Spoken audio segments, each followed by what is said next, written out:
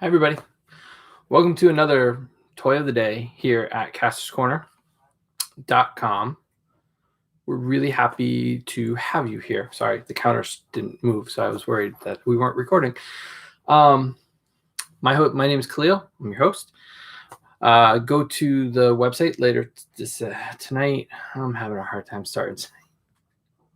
It's Friday, right? Go to the website CastorsCorner.com for a full gallery. I guess that's someone. For a full gallery of a look at this figure. You can just tell it's a Friday night. I'm tired.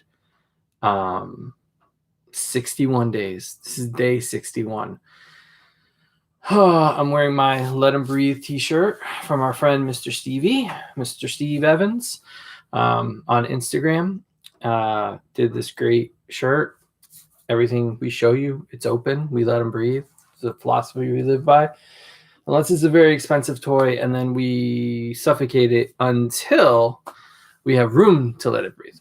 So today's video comes from us because our friend Bill was able to find us in McFarlane Toys, and our friend Ben, who found him after Bill. But thanks for the heads up. Multiple people said that they found him yesterday for me. Bill was the first one, though. And we're going to take a look at this guy, Damian Wayne, from the DC McFarlane DC Multiverse line of figures. I was really excited for it. I know the head's a little goofy. He's got like this smirk on his face, and he's a little more anime, a little more cartoony than some of the line. I mean, if you look at Batman, cartoony. If you look at Nightwing, or you look at Red Hood, not as cartoony as like exaggerated features or like thinner, plainer features. They have a little more lines to them. So this guy, I was really excited about, and I am happy with him, but I'm also extremely disappointed. There's not much to him. I think that's the biggest problem. He's got single elbows, so he doesn't get to bend them that much. That's as far as it goes. And I know you say that's pretty far. He's got a good range of motion. That's fine. Cape doesn't hinder it at all. Neck works really well. But here's the problem. Once you get below these shoulders, it's all downhill. It's all downhill. The sculpt is amazing. All the little details on his costume, the colors are really nice and bright. The laces are really cool. They're not soft goods, but the plastic, and they're all kind of like untied or like long. I mean, they look really cool. This is where it falls apart. From the shoulders down, there is no articulation. There's no mid-chest. There's no waist. There's not even a waist.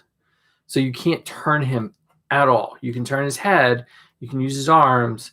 You can sort of use his feet to kind of give him a side profile. But for the most part, if you want to turn him sideways,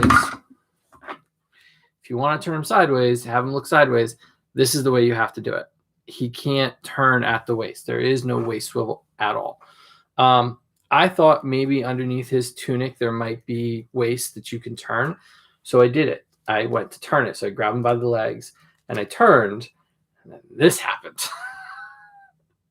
Yes, these are his legs. This is his body. I didn't panic like some of you might think, because I wanted to see if I could actually get the waist to move. And I can honestly say there is little to no give here on this joint here. And you can see it goes right into the torso. So there's no room to maneuver that. Luckily, these things have been popping off all day long, and they pop right back on, and he's back to normal. But it really limits a figure that you expect to have a lot of articulation. And even bending it here, that's as high up as you can go, because the tunic limits that. And I think if we had more articulation around the waist and around the chest, so we can turn him a little bit. And some people said, well, that's McFarlane for you. But here's the thing. We got a Red Hood, which was released just before him. Waist articulation, chest articulation, double knees, double elbows. Like, there's no reason that this has to happen in 2021. There's no reason for it. We're going backwards. It's not the 90s. We don't want statues from McFarlane. We really don't. We want this. We like this. We need this. But this, no. I watch TikTok apparently. So yeah, so really cool design, really cool look, really nicely executed as far as the design goes. I like it. But when you compare these two, no. What they did get right was the height. So he is much smaller. He does look, you'll see pictures on the website. We've got some shots of him with Batman. I think they look great. I think they really look great together. This kind of animated, cartoony kind of look with this one, it works really, really well. So, yeah, he does come with some accessories. He's got a sword that's probably about almost as tall as him. It's a really cool design. I like the hilt to the sword. He comes with 2 throwing discs that are really spiky. They will poke you. They will draw blood if you're not careful when you're posing them. But again, hard time holding them. It was a balancing act to get these hands to hold these things. Even though they look really cool and there's that cover of him holding it in front of his face, I try to get that shot. But unfortunately, with the articulation, it's not there. Now, final verdict. Would I recommend buying this? I think it's a personal choice. I am not sorry I bought it. I'm not sorry I own it. I can honestly say that. Would I like something better? Yes. Have I gotten something better?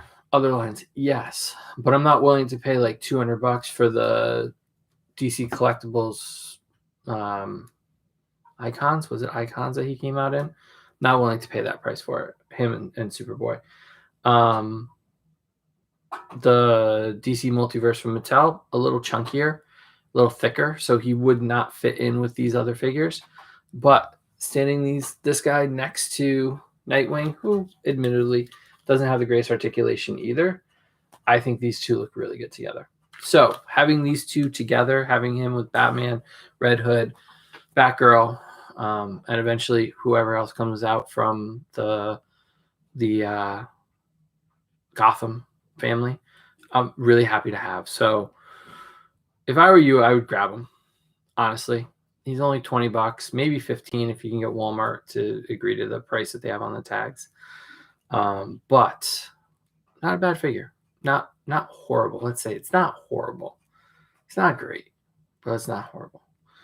So thank you guys for watching. Hope you enjoyed. More pictures up on the website. Go check those out, castorscorner.com. Remember to go check out the podcast, the Cornercast on Apple Podcasts. This week is with Dan Pickett celebrating our 15th year anniversary. It was an honor to talk to him from Action Figure Insider. Follow us on all social media. We are at Kastor's Corner. Hope you guys are enjoying the videos. Please let us know in the comments what else you want to see, who else you want us to talk to, what toys should we be reviewing, all that good stuff. Feedback is great. What do you think? What do you think about this? Do you have him? Are you happy with him? And if not, maybe we can pass those things on to McFarlane. We do work with him from time to time. Thank you guys for watching. Hope you guys enjoyed. Have a good Friday night, and we'll see you tomorrow with I don't know yet.